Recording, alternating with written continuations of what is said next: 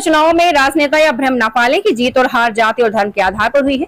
सम्मानित जनता ने 2014 और 2019 में जातिवाद की राजनीति को धत्ता बताते हुए एक बेहतर राजनीति की शुरुआत के लिए भाजपा को अवसर दिया था, लेकिन धर्म की राजनीति के अहंकार में चूर भाजपा ने महंगाई, बेरोजगारी, न्याय, शिक्षा एवं स्वास्थ्य जैसे महत्वपूर्ण मुद्दे को दरकिनार करते हुए देशी और विदेशी पूंजीपतियों को स्थापित करने के दृष्टिकोण से धर्म को ढाल बनाकर अपना राजनीतिक स्वार्थ सिद्ध करने का कार्य किया। यही कारण है कि अभी जनता ने चेतावनी दी है कि अब राजनीति होगी शैक्षणिक एवं आर्थिक उत्थान सहित संविधान और कानून की संरक्षण के मौलिक अधिकार के संरक्षण की भ्रष्टाचार द्वारा कमाई गई अकूत संपत्तियों से राष्ट्रीय मीडिया को खरीद कर जाति और धर्म के आधार पर राजनीति नहीं होगी।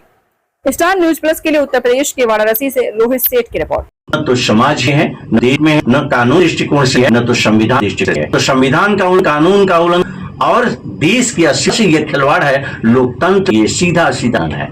तो राष्ट्रीय समाजवादी जनक्रांति पार्टी के अंदर बहुत आक्रोश है मुद्दे को लेकर।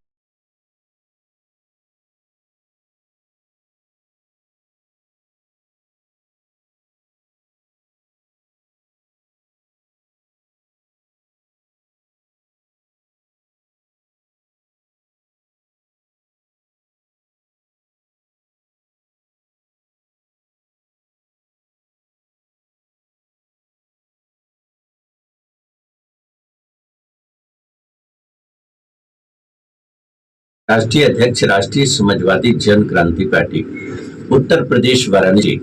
आज वाराणसी केंद्रीय कैंप कार्यालय में मैं मौजूद हूं और आज पत्रकारों का आमंत्रित करने का मेरा उद्देश्य था।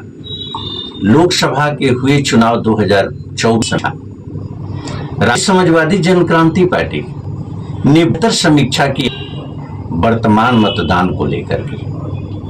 पार्टी ने यह पाया कि 2014 और 2019 में नैतिक रूप से पतित राजनेताओं ने जिस तरीके से जातीय समीकरण के आधार पर पूरे देश की राजनीति को कित है उस धत्ता देते हुए धर्म की राजनीति आजाद किया था देश की जनता ने। भूल गए इस समय अपनी समझों को धर्म के अर्थ। लेकिन 2024 के में देश की जन यह प्रमाण कर दी और जाति की राजनीति नहीं, अब राजनीति होगी सड़क उत्थान नीतियों पर, राजनीति हो आर्थिक नीतियों पर, राजनीति हो समाज संरक्षण कर, व्यक्तित्व के विकास को लेकर के और के विकास को लेकर। अगर राजनीति चेतने करे नहीं, राष्ट्रीय समाजवादी जन क्रांति पार्टी का यह मानना है कि आने वालों कथित नेता राजनीति में नहीं जाए, राजनीति में आएंगे अच्छे लोग और राजनीति होगी बेहतर। क्योंकि स्पष्ट रूप से 2020 में यह प्रतिज्ञा ने कर देश अमूलचूल परिवर्तन के लिए लड़ाई है तथा ने लड़ा नेतृत्व की बिना परवाह किए। मैं स्पष्ट कहता हूं कि वर्तमान परिकालन अगर देखा जाए तो धनवाह के औचित्य नकार दिया जाने, मेन मीडिया को खरीद करके अपने प्रचार प्रसार आधार पर चित्र प्रणाली को कर दिया जाने, चुनाव बेहतर दृष्टिकोण के अंदर अगर हो चुका है। अब अन्याय के सत्य के खिलाफ, भ्रष्टाचार के खिलाफ अब कीचड़ को साफ नहीं करेगा।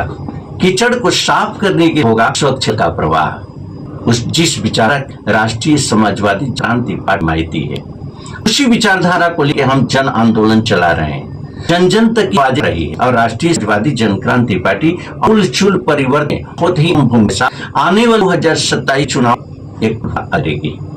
मैं मीडिया बंधुओं के माध्यम से एक संदेश देना चाहता हूं कि वाराणसी दिए सीट से राष्ट्रीय समाजवादी जन क्रांति पार्टी उम्मीदवार चुनाव में था।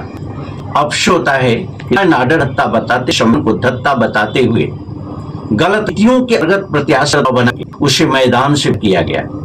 जी नामांकन पूरी तरह से वैधता के बावजूद दबाव वर्ग के प्रति को नामांकन के विवश करना, मुझे लगता है कि लोकतंत्र के लिए बहुत ही करने वाली स्थिति है। और इसमें जो भी इन्वॉल्व है, चाहे वो सत्ता पक्ष हो चाहे प्रश्न के लोग हो, मैंने बड़ा कड़ा रुख करते हुए बड़ी पहल हुए मैंने सुप्रीम कोर्ट मुख्य न्यायाधीश महोदय को यह संदेश पहुंचाया। भारत निर्वाचन आयोग तक मैंने आज निर्वाचन आयोग को मैं लिखा और मैंने लिखा जिला के अपने जिलाधिकारी कमिश्नर महोदय को कि इन तथ्य स्तर साइड करके जांच किया जाए और केंद्रीय स्तर पर कराया। नामांकन प्रक्रिया करने पत्र पाए के बाद पर प्रत्याशी ने वापस अपना नामांकन लिया विदाउट सेंट राष्ट्रीय अध्यक्ष या अन्य ऑफिस बियरर, तो इसके पीछे लॉजिक क्या है?